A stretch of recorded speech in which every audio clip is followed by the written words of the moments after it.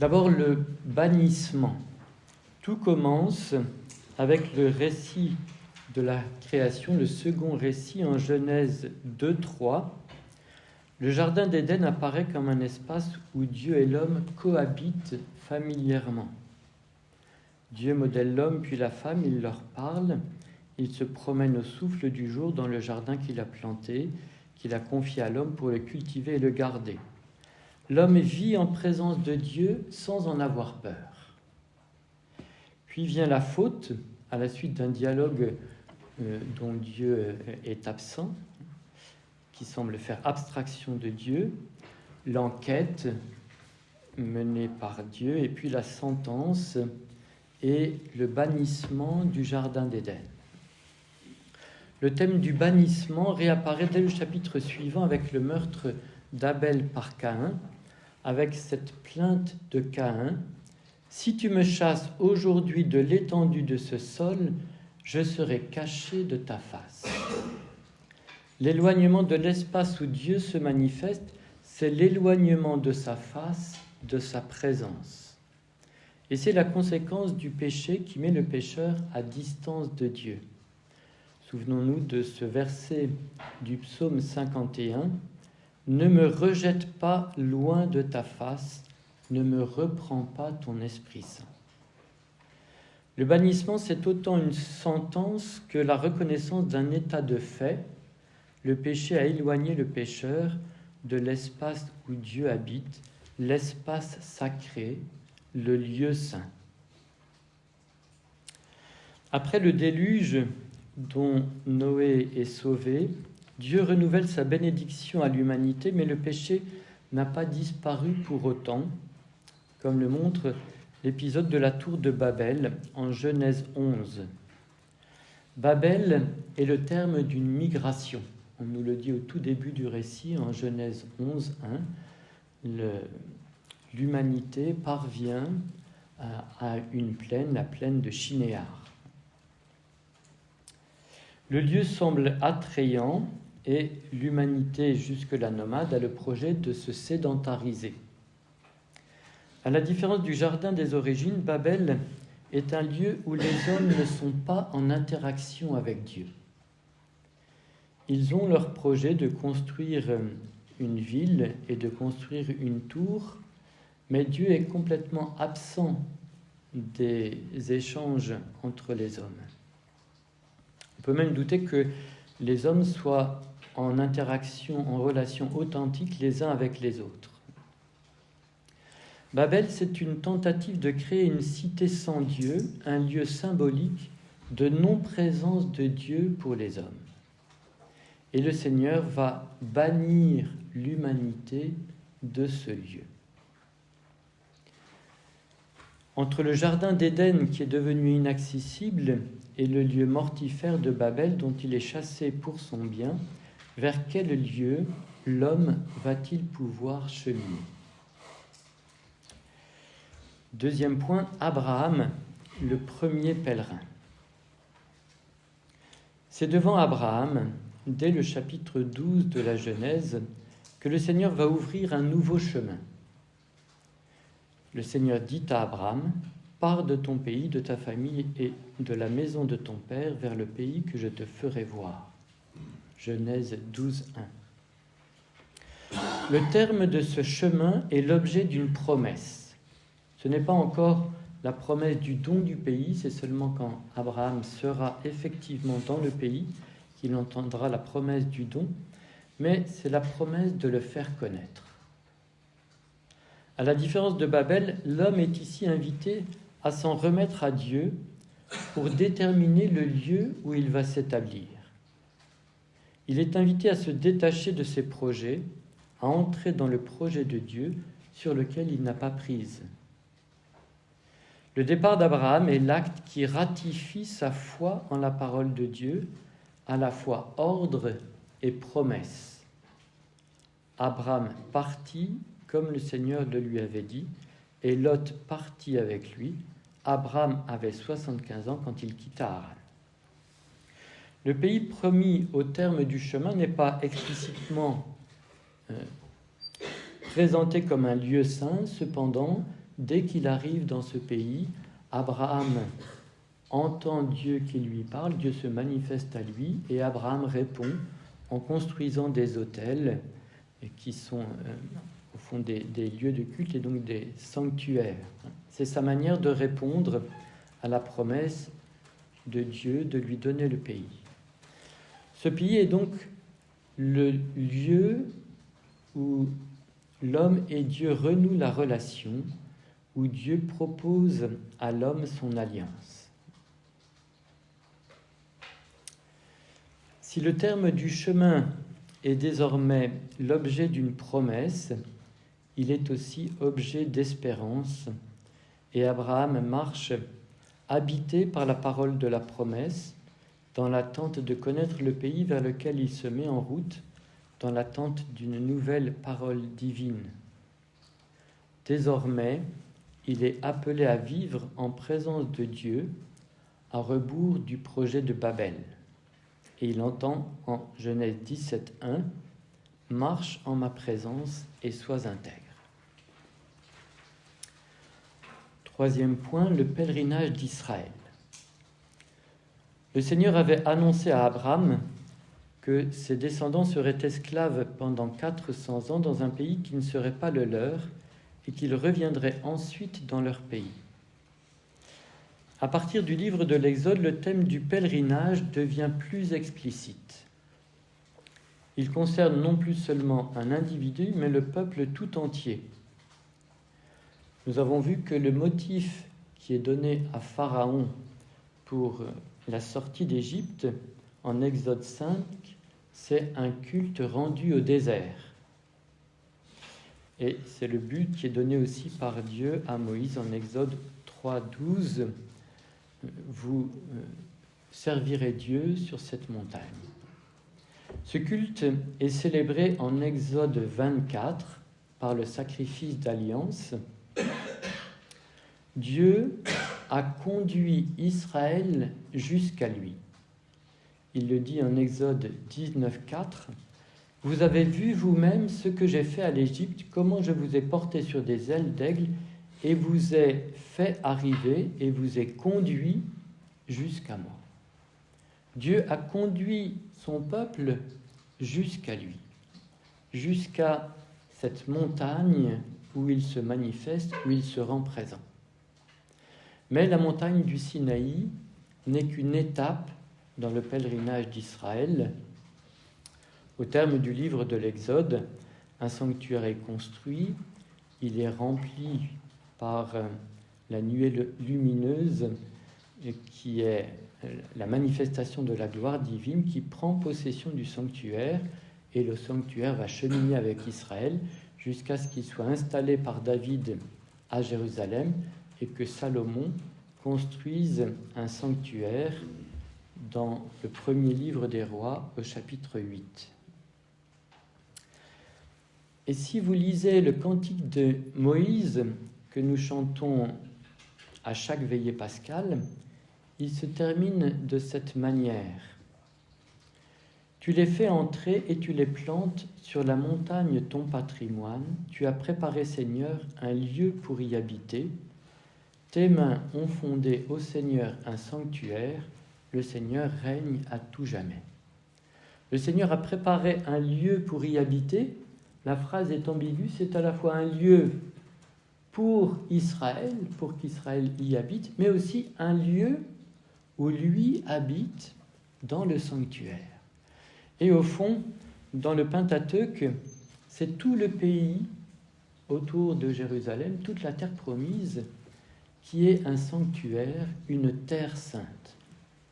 L'expression terre sainte qu'on trouve dans l'épisode du buisson ardent en Exode 3, on la retrouve en Josué 5, lorsque Josué s'apprête à entrer en terre promise, et il doit aussi se déchausser, retirer ses sandales, parce qu'il va entrer dans une terre sainte. Ce que le peuple tout entier a vécu aux origines, chaque croyant en Israël est appelé à le revivre lors des 3 fêtes qui le conduisent à Jérusalem. Et c'est le 4e point de cette première section, le pèlerinage du croyant à Jérusalem. Il y a de nombreux psaumes de pèlerinage dans la Bible qui manifestent à la fois la joie de voir la ville sainte. Et vous savez quelle joie quand on m'a dit « Nous irons à la maison du Seigneur, maintenant notre marche prend fin devant tes portes, Jérusalem », etc. Mais aussi la crainte, la conscience que pour se tenir dans le sanctuaire, devant Dieu, il faut être pur. Psaume 24. Qui gravira la montagne du Seigneur, qui se tiendra dans son saint lieu, l'homme aux mains innocentes et au cœur pur, qui ne tend pas vers le mal et ne jure pas pour tromper. Et le psaume 95, que la liturgie utilise comme psaume invitatoire chaque matin, au début de la liturgie des heures, le psaume 95 associe les deux pèlerinages. Le pèlerinage de l'ensemble du peuple d'Israël aux origines et celui du fidèle qui se prépare à entrer dans le temple. Le psaume 95 tire les leçons du pèlerinage non abouti de la première génération de l'Exode et il exhorte le fidèle qui s'apprête à entrer dans le temple à ne pas endurcir son cœur, à écouter la voix du Seigneur. On pourrait encore prendre le psaume 42, 43, comme une biche se tourne vers les cours d'eau, ainsi mon âme se tourne vers toi, mon Dieu. J'ai soif de Dieu, du Dieu vivant. Quand pourrais-je entrer, paraître face à Dieu? Et puis il y a cette espèce de nostalgie du psalmiste qui conduisait les foules en pèlerinage, les foules en fête sur le parvis du temple, et qui gémit sur lui, et puis qui ensuite s'exhorte lui-même à espérer en Dieu. Ce qui met en route le psalmiste vers le temple, ce n'est pas l'obligation du précepte, mais c'est sa soif, son désir de paraître face à Dieu. Enfin, juste une mention du pèlerinage des nations à Jérusalem en Isaïe chapitre 2, versets 2 à 3, c'est la grande vision inaugurale du livre d'Isaïe. Isaïe voit les nations qui montent vers la montagne de la maison du Seigneur pour y entendre la parole du Seigneur. Alors maintenant, comment l'Épître aux Hébreux relie-t-elle cette histoire du salut et tout particulièrement ce thème du pèlerinage? C'est ma deuxième section, le pèlerinage du Christ vers le sanctuaire céleste, source de notre espérance dans l'Épître aux Hébreux.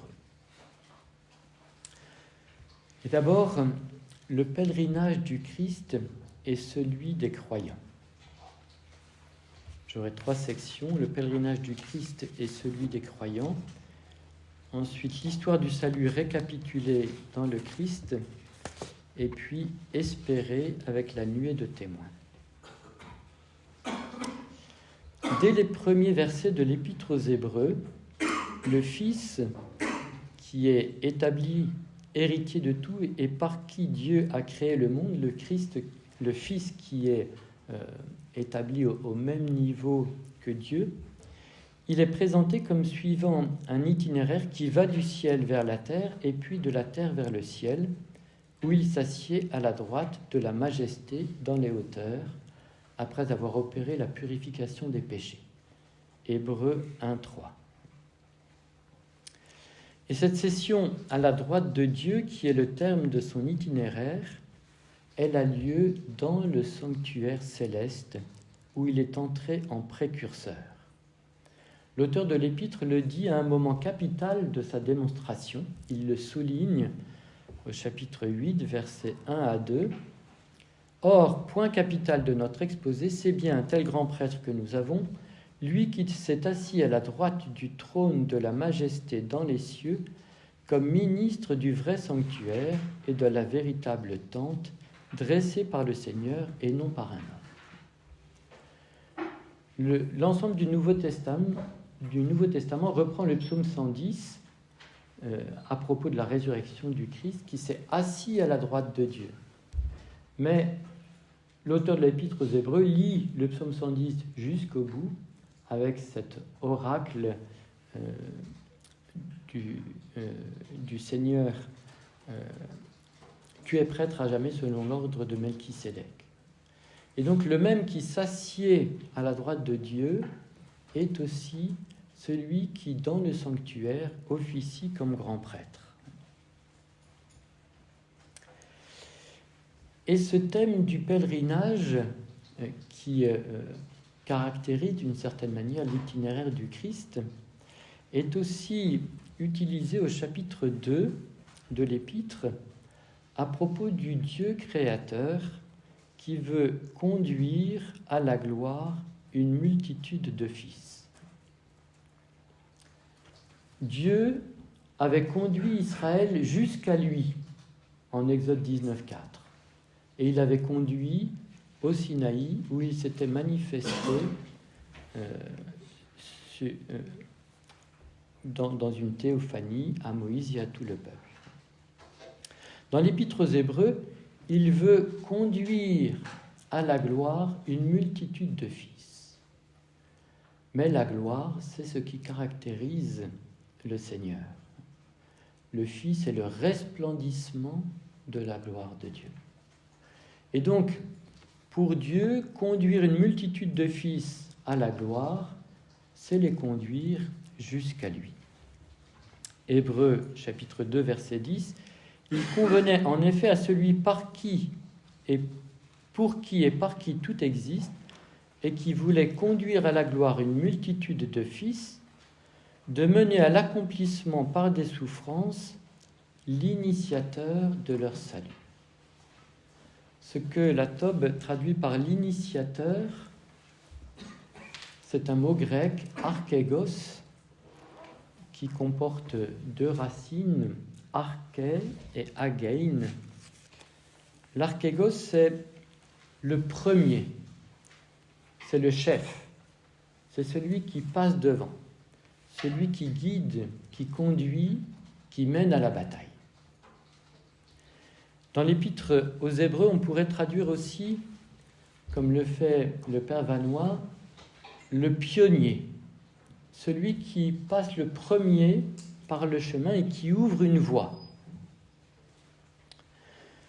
À la fin de l'Épître, les croyants, ceux que Dieu veut conduire à la gloire et qui sont actuellement dans l'épreuve, sont invités à regarder cet archégos, ce pionnier, qu'est le Christ. Lui aussi, il a souffert et il a traversé victorieusement l'épreuve pour parvenir à la joie et pour s'asseoir à la droite de Dieu. C'est au chapitre 12, versets 1 et 2. Ainsi donc, nous aussi, qui avons autour de nous une telle nuée de témoins, rejetons tout fardeau et le péché qui sait si bien nous entourer, et courons avec endurance la lutte qui nous est proposée, les regards fixés sur celui qui est le pionnier et celui qui accomplit la foi, Jésus, lui qui, en vue de la joie qui lui revenait, endura la croix au mépris de la honte et s'est assis à la droite du trône de Dieu. Le Christ est celui qui a ouvert le chemin et les croyants qui sont en chemin et qui sont dans l'épreuve sont invités à regarder ce chef de file qui est déjà parvenu au terme du pèlerinage. Certains, d'ailleurs, sont déjà parvenus dans la Jérusalem céleste, au chapitre 12, qui évoque l'assemblée des premiers-nés dont les noms sont inscrits dans les cieux, qui se joint aux myriades d'anges en réunion de fête. Et donc, en contemplant le Christ pionnier qui a ouvert la voie du sanctuaire, qui est déjà assis à la droite de Dieu et qui célèbre le culte dans le sanctuaire, qui officie comme grand prêtre, en regardant aussi une foule qui déjà chante les louanges du Seigneur avec les anges auprès du Christ, l'auteur de l'épître va inviter par 2 fois ceux à qui il s'adresse à s'avancer. C'est au chapitre 4, versets 14 à 16, et au chapitre 10, versets 19 à 25. Ce sont deux pivots de l'épître, 2 exhortations à s'avancer. Exode 4, 14 à 16. Ayons donc un grand prêtre éminent qui a traversé les cieux, Jésus, le Fils de Dieu, tenons ferme la confession de foi. Nous n'avons pas en effet un grand prêtre incapable de compatir à nos faiblesses. Il a été éprouvé en tout point à notre ressemblance, mais sans péché. Approchons-nous avec pleine assurance vers le trône de la grâce, afin d'obtenir miséricorde et de trouver grâce pour être aidés en temps voulu. Approchons-nous donc avec pleine assurance.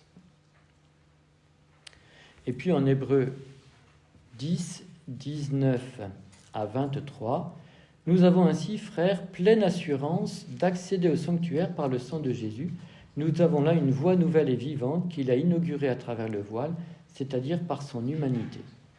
Nous avons un prêtre éminent établi sur la maison de Dieu. Approchons-nous donc avec un cœur droit et dans la plénitude de la foi, le cœur purifié de toute faute de conscience et le corps lavé d'une eau pure.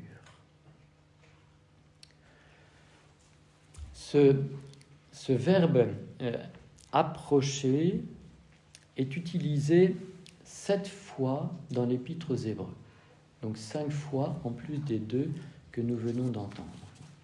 C'est donc un thème majeur que ce thème du mouvement vers Dieu. À chaque fois que le thème et le verbe approcher, s'approcher est utilisé, c'est toujours pour s'approcher de Dieu. L'Épître aux Hébreux est en mouvement vers Dieu, ou veut mettre en mouvement vers Dieu. Alors après avoir vu le pèlerinage du Christ et des croyants, regardons comment ce pèlerinage récapitule l'histoire du salut. L'auteur parle d'une ferme assurance. On pourrait dire une ferme espérance de parvenir au but. Or, cette espérance n'était pas du tout évidente si on relit l'histoire du salut. Parce que le pèlerinage d'Israël vers la terre promise, d'après l'auteur de l'Épître aux Hébreux, n'a jamais abouti. On connaît l'épisode de Nombre 14, où Moïse envoie des explorateurs en terre promise, et puis ils reviennent et ils découragent tout le monde. Ils sèment la peur. Non, ce n'est pas possible, nous n'y arriverons jamais, il y a des géants, etc. Mieux vaut retourner en arrière. Mieux vaut l'esclavage. Mieux vaut les briques.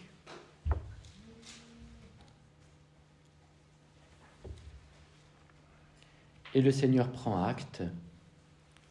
Puisque vous ne croyez pas en ma promesse, moi j'ai promis de vous donner ce pays. Vous n'y croyez pas, vous ne voulez pas, vous mourrez au désert. Et le psaume 95 parle de l'endurcissement du cœur. Ne pas écouter la voix, c'est l'endurcissement du cœur. Et l'auteur de l'Épître aux Hébreux, relisant le psaume 95, relisant l'épisode de Nombre 14, parle d'un endurcissement qui est une non-foi, une apistia. C'est cette non-foi qui a empêché Israël d'entrer dans le repos de Dieu. Mais on pourrait dire, mais Josué a fait entrer le peuple en terre promise. Mais l'auteur de l'Épître aux Hébreux dit, mais si Israël était vraiment entré en terre promise, pourquoi le psaume dirait-il, aujourd'hui, si vous entendez ma voix, n'endurcissez pas. Et donc, il y a encore un repos à attendre. Il y a quelque chose qui n'a pas été accompli du pèlerinage d'Israël. Or, le pionnier qui est le Christ, lui qui est parvenu au terme du pèlerinage, lui, il exhorte désormais ses compagnons, le peuple de Dieu en marche, à s'avancer. Au fond, l'évangile du salut, dans l'Épître aux Hébreux, c'est une invitation à se mettre en route. On a ça en Hébreux 2, 1 à 4, et puis en Hébreux 4, 1 à 2. Hébreux 2, il s'ensuit que nous devons prendre plus au sérieux le message entendu si nous ne voulons pas aller à la dérive, car si la parole annoncée par des anges entra en vigueur et si toute transgression et toute désobéissance reçurent une juste rétribution, comment nous-mêmes échapperons-nous si nous négligeons un pareil salut qui commença à être annoncé par le Seigneur, puis furent confirmés pour nous par ceux qui l'avaient entendu. C'est donc le Christ qui, à la différence des explorateurs de Nombre 14, au lieu de décourager Israël dans son pèlerinage, invite les croyants à s'avancer. Ou encore Hébreux 4, craignons donc, alors que subsiste une promesse d'entrer dans son repos, craignons que quelqu'un d'entre vous ne soit convaincu d'être resté en retrait. Car nous avons reçu la bonne nouvelle, tout comme ces gens-là, mais la parole qu'ils avaient entendue ne leur fut d'aucun profit, car les auditeurs ne se sont pas pénétrés par la foi. Vous voyez ce rapprochement entre le pèlerinage du croyant vers le sanctuaire céleste où le Christ est désormais entré, dont il a ouvert la voie, et puis le pèlerinage d'Israël. Comme eux, nous avons entendu une bonne nouvelle. N'endurcissons pas notre cœur. Ne soyons pas tentés par la non-foi. Mais Jésus fait plus que inviter à le rejoindre dans le sanctuaire céleste. Il va aussi guérir ce cœur endurci, marqué par la non-foi. Et ça, c'est le fruit de son sacrifice. L'auteur développe longuement le sacerdoce du Christ, et on a notamment en Hébreux 9, 13, 14, « Si le sang de bouc et de taureau et si la cendre de génisse répandue sur les êtres souillés les sanctifie en purifiant leur corps, combien plus le sang du Christ, qui par l'Esprit éternel s'est offert lui-même à Dieu comme une victime sans tache, purifiera-t-il notre conscience des œuvres mortes pour servir le Dieu vivant ?» Et donc, cette œuvre de purification du cœur, qui est aussi l'accomplissement de la promesse de la nouvelle alliance en Jérémie 31, où la loi est inscrite dans les cœurs, cela fonde l'espérance du croyant. Désormais, il peut cheminer et se tenir en présence de Dieu. Alors, je vais passer sur la dernière section, espérer avec la nuée de témoins. Au fond, en Israël, il y a cette génération du désert qui n'a pas cru, mais il y a aussi toute une nuée de témoins qui ont cru et qui, en croyant, ont eu, selon la définition de la foi en Hébreux 11, 1, la foi est une manière de posséder déjà ce qu'on espère, un moyen de connaître les réalités qu'on ne voit pas. Ils ont déjà cheminé vers le sanctuaire céleste, mais ils ne pouvaient pas y entrer avant que le Christ n'ait ouvert la voie.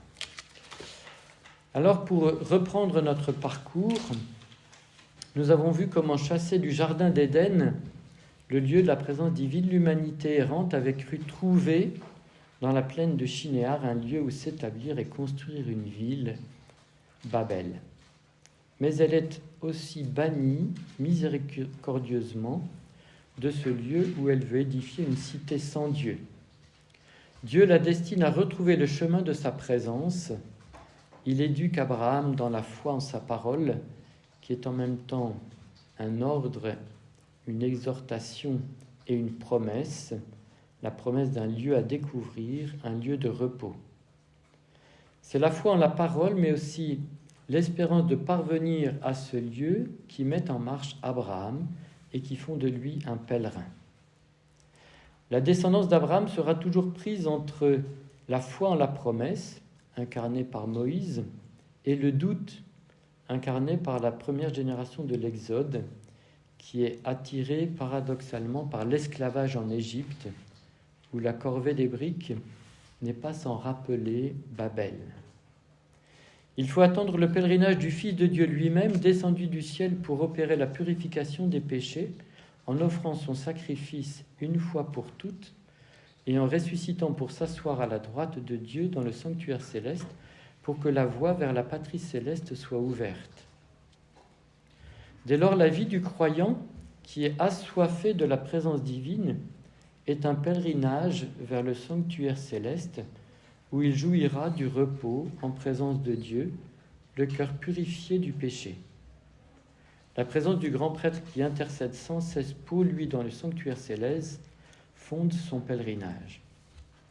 Cette espérance le relie au Christ, comme l'ancre relie le bateau à son lieu d'arrimage, à la différence près que le bateau est à l'arrêt, alors que le pèlerin semble tirer sur l'ancre pour parvenir au sanctuaire où elle est plantée. L'image statique de l'ancre est devenue une image dynamique. Un pèlerin est donc nécessairement un homme d'espérance, un témoin d'espérance. C'est un croyant qui fait déjà dans la foi une certaine expérience de cette vie en présence du Seigneur, qui est l'objet de son désir et de son espérance. Merci de votre attention.